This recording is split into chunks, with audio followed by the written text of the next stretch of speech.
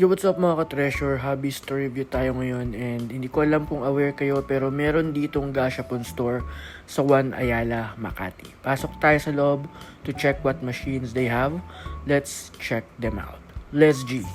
Ayan, again, I'm not quite sure kung aware kayo na merong Gashapon store dito sa One Ayala kasi yung mall na to is not yet quite developed. What I mean is hindi pa ganun karaming store yung nasa loob. So, I'm really not sure kung iniikot ba to ng mga like customers. Kasi based on my opinion, yung mga nandito is like kakababa lang ng tren or kakababa lang ng bus or nagiintay lang ng masasakyan. So hindi ko sure kung like Mall of Asia or other big malls iniikutan to ng mga naggagalang customers.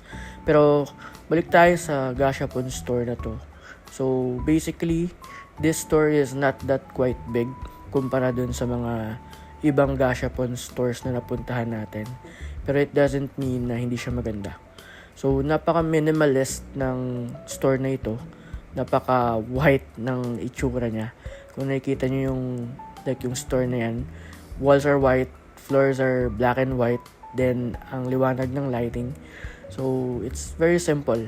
But the machines na meron sila, it's like decent kasi updated din naman yung karamihan, and at the same time hindi ganun nauubos kumpara sa ibang store.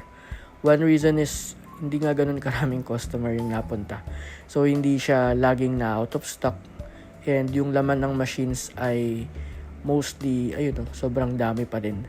So yun ang advantage kung dito kayo mapapadpad, hindi siya ganun nauubos kagad. So malaki yung chance na makakakuha talaga kayo ng gusto nyong gasha. So yung price naman, syempre constant yan.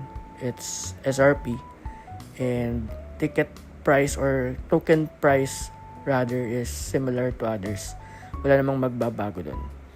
Then yung location niya, it's very good kasi it's like pagbaba mo ng sasakyan, akit ka lang sa taas, then there you go. Wala nang ibang pupuntahan, iikutan or what.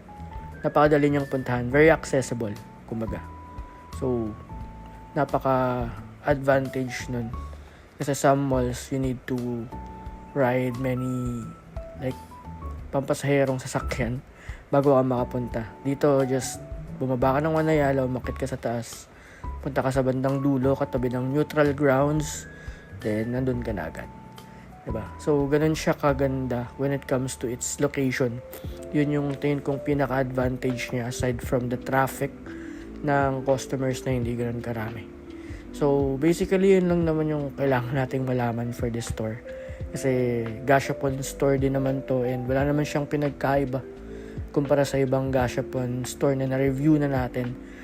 Aside from, hindi pa nga natin sure kung aware yung mga tao that this one exists.